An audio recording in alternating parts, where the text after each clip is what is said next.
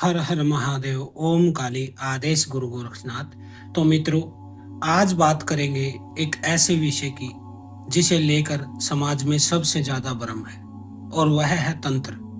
लोग इसका नाम सुनते ही डर जाते हैं, लेकिन सच यह है कि तंत्र से डरना ही सबसे बड़ी हार। डर वो दरवाजा है जिसमें अंधविश्वास और शोषण दोनों अंदर आ जाते हैं। आइए इन 5 बिंदुओं को समझते हैं। तो सबसे पहले होता है भय का भूत। जरूरी नहीं कि हर बार तंत्र बाधा ही हो। अक्सर हम रस्सी को भी सांप समझ लेते हैं यदि अंधेरा हो तो। हर चीज को तंत्र से जोड़ देना, जैसे घर में अचानक बीमारी आ जाए, काम बिगड़ने लगे, नींद में डरने लगने लगे, बस लोग तुरंत मान लेते हैं कि किसी ने कुछ कर दिया, जबकि असली कारण कुछ अन्य भी हो सकता है। तनाव भी हो सकता है, गलत खान पान भी हो सकता है, कोई मेडिकल समस्या भी हो सकती है। तो ऐसी स्थितियों में आप हर चीज को तंत्र से मत जोड़िए। मेरे पास भी अनेक ऐसे लोग होते हैं जिनको तंत्र नहीं होता है, खाली मानसिक बीमारी होती है। ऐसी स्थितियों में सबसे पहले डॉक्टर से मिलिए, अपनी मानसिक स्थिति की जांच कराइए। और एक चीज इसमें से जान लीजिए, मानसिक डॉक्टर अलग होते हैं और फिजिकल डॉक्टर अलग होते हैं।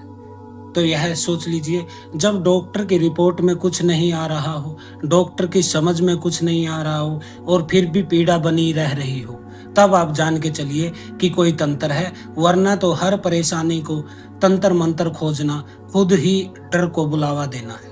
इसलिए बड़े ध्यान से समझिए, अपनी रिपोर्ट चेक कीजिए, डॉक्टर से बात कीजिए। अगर वह समझ नहीं पा रहा है और आपको समस्या बनी रह रही है, फिर आप किसी तांत्रिक के पास जाइए। दूसरा होता है अंधविश्वास। कुछ चालाक भगत लोग आपकी कमजोरी को पहचान लेते हैं और खुद को देवी या बाबा की शक्ति का माध्यम बनाकर पेश करते हैं। जैसे कोई कहे, मुझ में तो माता आती है, तेरी समस्या को मैं दूर कर दूंगा, बस तुझे 11 बार आना होगा, 21 बार आना होगा, चौकी लगानी होगी, तेरे को पेशी लगानी होगी, दरबार में आना होगा। और यही सबसे बड़ी खतरे की घंटी है। सही भगत कभी भी आपको ये नहीं बोलेगा कि मेरे अंदर माता आती है या किसी बाबा की शक्ति आती है। यह चीज आप बिल्कुल आराम से समझ लीजिए। कोई भी देवी देवता की शक्ति हो, वह आपके शरीर में नहीं आती है।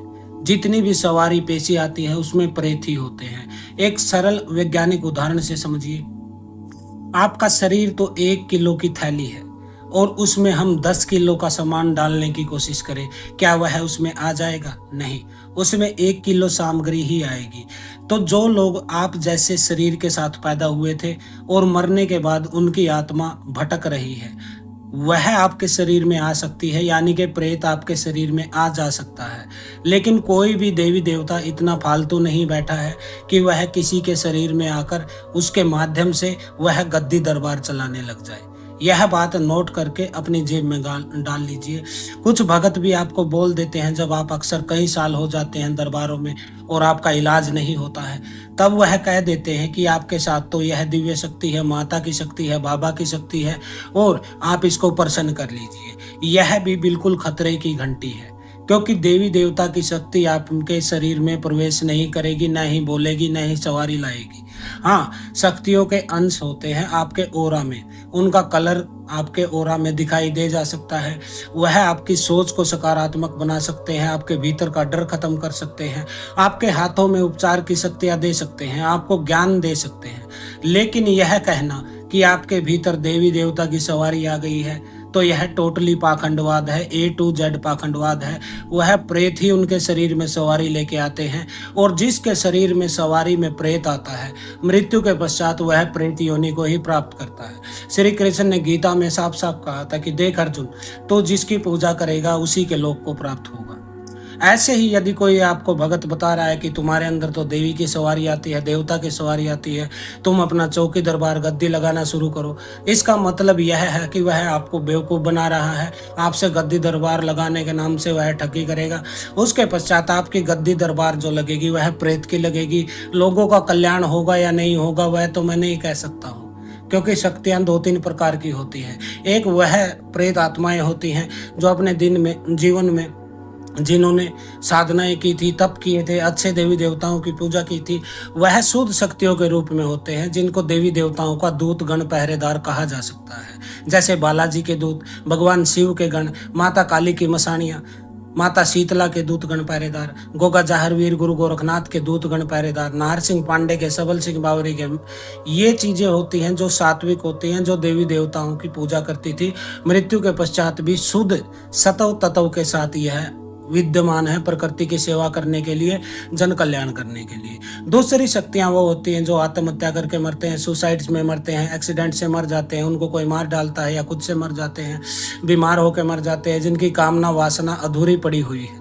ऐसी प्रेत आत्मा भी यही विचरण करती है इसी लोक में, और वह आपके शरीर में घुस जाती है। अब यह बात तय करती है कि आपके अंदर अच्छा प्रेत है कि बुरा प्रेत है, वही तय करेगा आपकी गद्दी दरबार में अच्छा काम होगा कि बुरा काम होगा, और मृत्यु के बाद आप प्रेत योनि में कहाँ पड़े रहेंगे। क्योंकि यदि किसी मसान की आपने साधना कर लिया है, इस तरह की किसी जिन परी की साधना कर लिया है, तो वह शक्तियां जो होती हैं, चुड़ैल डायन डाकनी, ये चीजें उसकी आत्मा को अपने ही काबू में रखती हैं, अपना गुलाम बना लेती है, अपने दास के रूप में उनको प्रयोग करती है। तीसरे नंबर पर क्या आता है? तीसरे नंबर पर आता है पाखंड। खुद को भगत या सिद्ध दिखाने के लिए कुछ लोग अजीब वेशभूषा धारण करना शुरू कर देते हैं। अलग तरह का हेयर कट करवा लिया, अलग तरह की चोटी, लंबी लंबी जटाएं, भारी मालाएं, ऊंची आवाज में मंत्र बोलना, खुद को समाज से ऊपर दिखाना, अपने आचार विचार में अहंकार को धारण कर लेना, ये सब दिखावा शक्ति नहीं है, बल्कि प्रभाव जमाने का तरीका होता है। क्योंकि शक्ति दिखावे में विश्वास नहीं रखती, शक्ति विनम्रता और सेवा में झलकती है।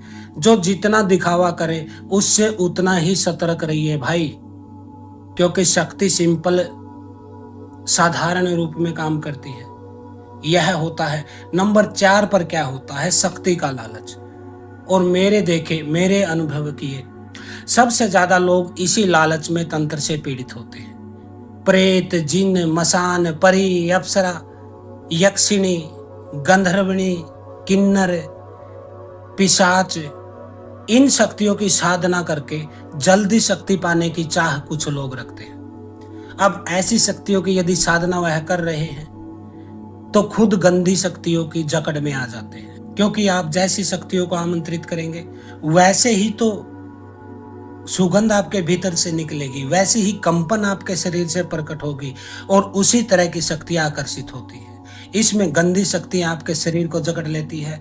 कई लोग सोचते हैं मैं जल्दी अमीर बन जाऊं, सबको बस में कर लूं, मुझे कोई हरा ना सके, किसी का मैं कुछ बिगाड़ दूं, किसी का कुछ बिगाड़ लूं, किसी का कुछ छीन लूं, किसी का कुछ बुरा कर दूं। इस लालच में लोग बिना मार्गदर्शन में ही, और आजकल तो मार्गदर्शन की भी कमी नहीं है, आपको भूत प्रेत जिन चुड़ैल की साधना कराने वाले बहुत सारे गुरु मिल जाएंगे। लेकिन मैं कहता हूं इस लालच में लोग बिना गुरु के मार्गदर्शन के ही खुद से भी यूट्यूब से देखकर खतरनाक साधनाएं शुरू कर देते हैं। अभी मेरे पास एक लड़की आई थी अपनी माता के साथ, उसको मिस वर्ल्ड का खिताब जीतना था, उसकी सोच थी मिस वर्ल्ड बनना। ऐसे में उसके ऊपर एक प्रेशर था। उसकी माँ यूट्यूब पर नुस्खे तलाश करती रहती थी उसके लिए कि क्या लगाने से सुंदरता बढ़े, खूबसूरती दिखे। एक दिन उसकी माँ के सामने अचानक से परी या फिर अप्सरा साधना का वीडियो आ गया। किसी पाखंडी ने डाल रखा था, उसमें एक मंत्र दिया गया था, कुछ क्रिया दी गई थी कि शमशान में ये रख के आना, वहां पे ये रख देना है, यहाँ पे मुर्गा चढ़ा देना है। ऐसे में वो शक्ति आएगी और परियों के जैसा सुंदर शरीर हो जाएगा। अब उसकी माँ ने वह वीडियो उस लड़की को दिखाई, लड़की को उसके लिए मनाया, क्योंकि माँ विश्वास रखती थी इसमें, तंत्र में, मंत्र में, ढोंग में, पाखंड में। लड़की पढ़ी लिखी थी, विदेश में नौकरी कर रही थी, लेकिन वह अपनी माँ की बातों में आ गई, क्योंकि माँ से बड़ा कौन है भाई। लेकिन यह भी सोचना चाहिए कि विवेक हर व्यक्ति के अंदर होता है।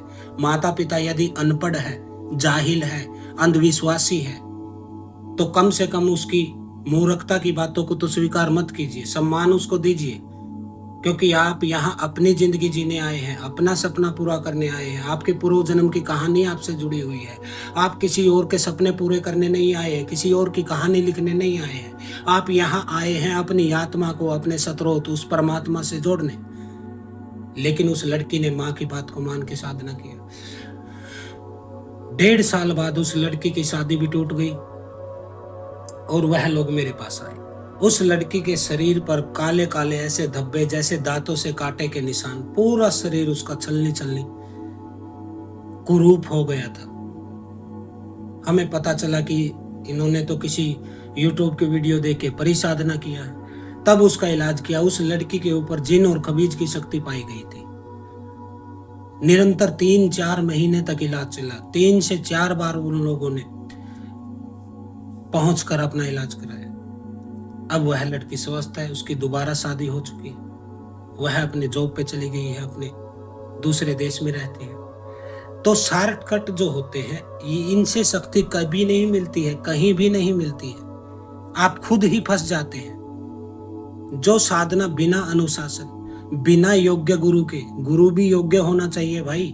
कोई भूत प्रेत मसान की साधना कराने वाला गुरु नहीं होना चाहिए। गुरु होना चाहिए दिव्य शक्तियों की, प्रकृति की पवित्र शक्तियों की, वैदिक मंत्र जाप की शक्तियों की। इन शक्तियों की साथ आपको साधना कराए। और बिना शुद्ध नियत के यदि आप करते हैं कि भाई मैं तो किसी का ये करूंगा, वो करूंगा, ऐसा करूंगा, उसको उल्टा लटका दूंगा, टांग दूंगा, यानी कि हिंसक विचार मन में लेकर, बुरा चाहने की इच्छा को लेकर, जिसमें सामने वाले को प्रसन्नता न मिले, दुख मिले, ऐसी भावना के साथ भी यदि आप कोई साधना सिद्धि करते हैं तो वह भी लाभ नहीं देगी, हानि देगी। यह चीज लिख के अपने जेब में आज ही डाल लीजिए। भविष्य में जब ठोकर लगेगी तो निकाल के पढ़ लीजिएगा। मैंने जो आज बोला है वह सत्य मिलेगा आपको। और नंबर 5 है ज्ञान की कमी। अधूरा ज्ञान सबसे खतरनाक होता है। सबसे पहले अपने कुल देवी, कुल देवता, पितर आपके साथ होने चाहिए। पर लोग भटकते रहते हैं अलग अलग दरबार, बड़े बड़े बाबाओं के धामों पे, बड़े बड़े तांत्रिक, ओझा, गुनिया, सोका, भोका, पापी, अगोरी, ऐसे लोगों के दरबारों में पड़े रहते हैं। हर शनिवार पड़े रहते हैं, हर मंगलवार पड़े रहते हैं, स्टेशन की भीड़ की तरह पड़े रहते हैं। आते हैं, स्टेशन पे उतर जाते हैं और दोबारा चढ़ के वापस स्टेशन पे चले जाते हैं। उनको कुछ न तो मिलता है, हाँ उनका किराया भाड़ा, समय, जीवन ऊर्जा, मानसिक शांति, तरक्की करने का विचार, ये चीजें खत्म हो जाती हैं। उनका एक ही काम है, इस दरबार से उस दरबार, उस दरबार से इस भगत, इस भगत से उस भगत, इसके बाद इस देवता से उस देवता, उस देवता से इस देवता, इस देवता से उस देवता, इस मंत्र से उस मंत्र, इस भोग से उस भोग, इस दीपक से, घी से, तेल पे, चमेली के तेल पे। उनका रोज का यही धंधा है। अलग अलग चीजों को वह अनुभव करना चाहते हैं। जबकि मैं कहता हूं दूसरों के अनुभव से सीखिए, अपने गुरु के ज्ञान से सीखिए। खुद पर अनुभव करोगे तो जिंदगी ही बीत जाएगी और लास्ट में अनुभव के नाम पर खाली हाथ रह जाएंगे। अब उदाहरण के तौर पे दूर के मंदिरों के दर्शन करने लोग जाते हैं कि वहां कुछ हो जाएगा। बंगाल जाते, आसाम जाते हैं लोग, मध्य प्रदेश जाते लोग, उत्तराखंड जाते लोग, जम्मू जाते लोग, राजस्थान जाते लोग। तांत्रिकों के चक्कर लगाने वाले बहुत सारे लोग यह भूल जाते हैं कि साल में एक बार भी अपने कुल देवी देवता का स्मरण, पितरों का तर्पण नहीं कर रहे हैं। यदि कर रहे हैं तो उस नियत से नहीं कर रहे हैं, क्योंकि आपको अब अपने कुल देवी, कुल देवता और पितरों में आपको लगाव नहीं रह गया है।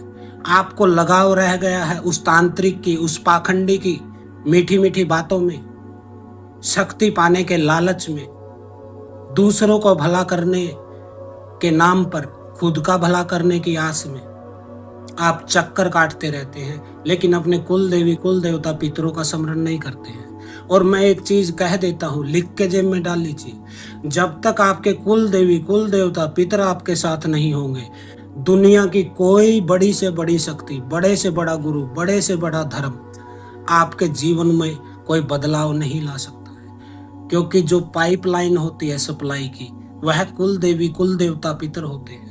यदि पाइपलाइन ही ब्लॉक है, आप पीछे से कितना भी बड़ा पानी चलाते रहिए, आगे थोड़ा ना आएगा पानी। तो बाहर भटकने से पहले अपनी जड़ों को मजबूत कीजिए, अपने घर में ही अपनी कुल देवी पितरों की पूजा साधना शुरू कीजिए। नहीं आती है तो किसी से पूछिए, इस दुनिया में कोई ना कोई तो आपको मिल ही जाएगा जो आपको कुल देवी कुल देवता पितरों का क्या करना होता है, कैसे पूजा करे, क्या मंत्र जाप करे, क्या भोग दे, किस समय पूजा करे, वह बता देगा। अगर नहीं बताता है तो हमारा कुल देवी साधना का ग्रुप ज्वाइन कर सकते हैं, उसमें जुड़कर आप ये चीजें सीख सकते हैं। पहले अपने घर की नींव को मजबूत कीजिए, फिर बाहर की कोई बाधा टिक ही नहीं पाएगी। बाहर की बाधा क्यों घुसती है? क्योंकि आपकी नींव मजबूत है। यह चीज मैं आपको समझा देता हूँ। आपका शरीर है, इसमें एक आत्मा है, दूसरे का शरीर है, उसमें उसकी आत्मा है। लेकिन कई लोग ऐसे होते हैं जिनका शरीर में अलग अलग चीजों की आत्माएं होती है, अलग अलग प्रेतों की आत्माएं होती है, 2 प्रेत, 5 प्रेत, 8, 10 प्रेत। क्यों? क्योंकि उसकी खुद की आत्मा कमजोर है। अब किसी के घर पे 4-5 मुष्टंडे कब्जा कर ले, क्योंकि वह व्यक्ति कमजोर है। और जो मजबूत व्यक्ति होता है उसके घर पे कोई कब्जा कर नहीं सकता है। उसी तरह से आपका शरीर है, यदि आपने अपनी आत्मा को मजबूत किया है तो दूसरी आत्मा टिक ही नहीं पाएगी, क्योंकि आपकी आत्मा उसे निकाल फेंकेगी। लेकिन आप भटकते हैं बड़े बड़े बाबाओं के पास, तांत्रिकों के पास, ओझा गुनिया सोका बोका बाकी के पास, कि वह आपके शरीर से आत्मा निकाल दे।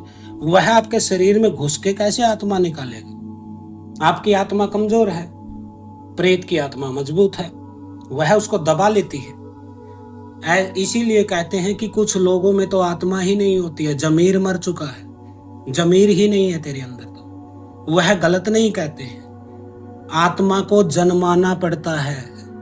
जो आत्मा को जन्मा लेता है वही द्विज कहलाता है। आत्मा को कैसे जगाया जा सकता है, कैसे मजबूत बनाया जा सकता है? ध्यान के द्वारा, मेडिटेशन। अधिक से अधिक ध्यान कीजिए, शांत हो जाइए, शरीर को शांत छोड़ दीजिए, मन को शिथिल छोड़ दीजिए, श्वास को धीमा छोड़ दीजिए। सीधे बैठ जाइए, अपनी टांगों को मोड़कर, आसन लगाकर, सुखासन, सिद्धासन। अपने दोनों हाथों को ज्ञान मुद्रा बना के अपने घुटनों पे रखिए, कमर सीधी, बिल्कुल गर्दन सीधी, अपनी आंखें बंद करिए, शरीर को बिल्कुल शिथिल छोड़ दीजिए, ढीला छोड़ दीजिए। जैसे ही शरीर शिथिल होता है, श्वास धीमा पड़ना शुरू हो जाता है। अब श्वास को धीमा होने दीजिए। श्वास जैसे जैसे धीमा होता जाएगा, आपके विचार कम होते जाएंगे, क्योंकि श्वास ही विचारों का ईंधन है और श्वास शरीर का ईंधन है। जितना शरीर से हिलोगे, डुलोगे, क्रिया करोगे, भारी चीजों को काम करोगे, उतना ही तेजी से श्वास लेना पड़ेगा। और जितनी तेजी से श्वास लोगे उतना ही मन को ऊर्जा मिलेगी विचारों की। और जितने विचार मन में होंगे आप उतने ही कमजोर होते जाएंगे, आपकी आत्मा उतनी ही कमजोर होती जाएगी। आत्मा तब मजबूत होती है जब आपके मन में एक ही विचार रह जाए कि मैं एक साक्षी हूं, मैं एक दिव्य चेतना हूं, मैं एक आत्मा हूं। एक ही विचार बस, अहम ब्रह्मास्मि, मैं ही ब्रह्म हूं। तत्वमसि श्वेत केतु, श्वेत केतु तुम वही हो। जब एक ही भाव रह जाता है तो वह व्यक्ति आत्मा के शिखर को छू लेता है। लेकिन लोग चक्रों को खोलने में लगे हुए हैं कि ये चक्कर खुल जाए तो ये चीज मिल जाए, ये चक्कर खुल जाए तो ये, वो आत्मा के शिखर को छूना ही नहीं चाहते हैं, उस गौरी शंकर के ऊपर चढ़ना ही नहीं चाहते हैं जिसका सोने का मुकुट है। और यह सोने का मुकुट, सुबह आप गए होंगे कभी बद्रीनाथ, केदारनाथ या फिर ऐसी जगह जहां बर्फ का क्षेत्र है, आपने देखा होगा सुबह सुबह पहाड़ चांदी के रंग में दिखाई देता है मुकुट उसका, दोपहर होते होते सोने का कलर हो जाता है। वैसे ही चेतना के सतर होते हैं। ये इतने बड़े बड़े धाम बने हुए हैं, ये गैर वैज्ञानिक नहीं है, ये पूर्ण रूप से वैज्ञानिक विधि से बनाए गए हैं, पांडवों द्वारा स्थापित किए गए हैं। तो जो चेतना का परम शिखर होता है गौरी शंकर, यानी कि आपके सर का मुकुट, सहस्त्रार चक्कर से भी बाहर निकाल देना अपने चेतना को, ब्रह्मांड की चेतना से उसको जोड़ देना, एक कर देना, एक हो जाना उस प्रकृति से, उस परमात्मा से, लीन हो जाना अपने सतरोत में। जैसे गंगा अपने सतरोत लौट जाए गंगोत्री, वैसे ही आपकी आत्मा लौट जाए अपने सतरोत परमात्मा की तरह और स्वयं परमात्मा हो जाए। तो यह चीज आप करिए, रोज 10 से 15 मिनट ऐसे ध्यान कर सकते हैं, आपको कोई भी दिक्कत नहीं आएगी। अगर आपके बस का ध्यान करना नहीं है बिना किसी निर्देशन, तो मैंने अनेक वीडियो डाल रखे हैं गाइडेड मेडिटेशन, उनको आप करके उस सतर को छू सकते हैं बिना ही किसी खर्च के, क्योंकि उसमें ना नारियल की जरूरत पड़ती है, ना आपको केले की जरूरत पड़ती है, ना आपको घी की जरूरत पड़ती है, ना लौंग की जरूरत पड़ती है। हेडफोन लगाइए दोनों कानों में, सीधे लेट जाइए या फिर बैठ जाइए।